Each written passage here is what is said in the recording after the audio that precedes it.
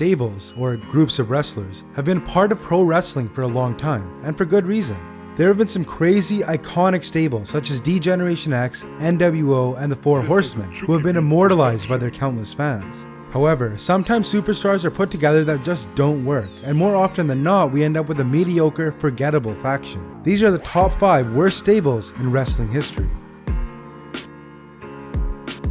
When you have a name like the Job Squad, I guess you can't really expect too much. Formed during the Attitude Era by WWE writers banking on the inside joke, the squad consisted of wrestlers who were barely considered mid-carders. This included Al Snow, the Blue Meanie, Bob Holly, Scorpio, and Gilbert.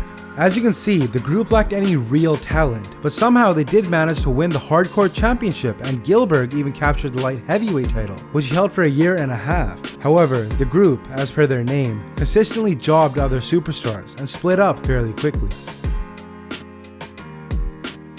One of the funniest stables of all time, somebody had the great idea of getting 5 grown men together to play evil cheerleaders on live television. Yes, I'm talking about the Spirit Squad. This stable actually featured Mike Mondo and Dolph Ziggler before their current roles, but the rest of the squad is nowhere to be found today. The team would regularly do cheers and were flat out hilarious to watch. They even got a big push at one point and defeated Big Show and Kane for the WWE Tag Team titles shortly after their debut. Soon after, however, they were buried by DX and sent back to developmental.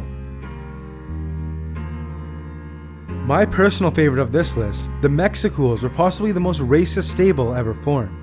The team of Juventud Guerrera, Psychosis, and Super Crazy was actually full of talent, but their gimmick was just horrendous. The trio would debut in 2005, making their entrance waving a Mexican flag, wearing the colors of the country, and riding John Deere lawnmowers to the ring. Like I said, one of the most racist, offensive stables in history. The funniest part though was that the Mexicools were supposedly fed up with stereotypical portrayals of Mexicans in the United States, yet embraced those very same characteristics. The trio would eventually become a tag team before splitting in 2006.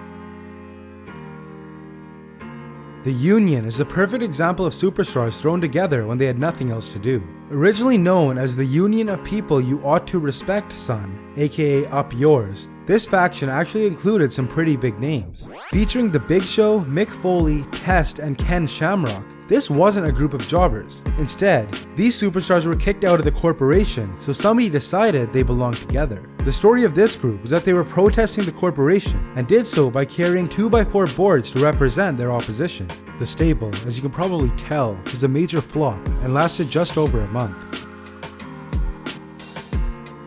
The corporation was a pretty awesome group, and so was the Ministry of Darkness, but that's where WWE writers should have stopped. Instead, the corporate ministry was formed. See, the corporate ministry was formed from those 2 aforementioned stables, so star power wasn't the problem.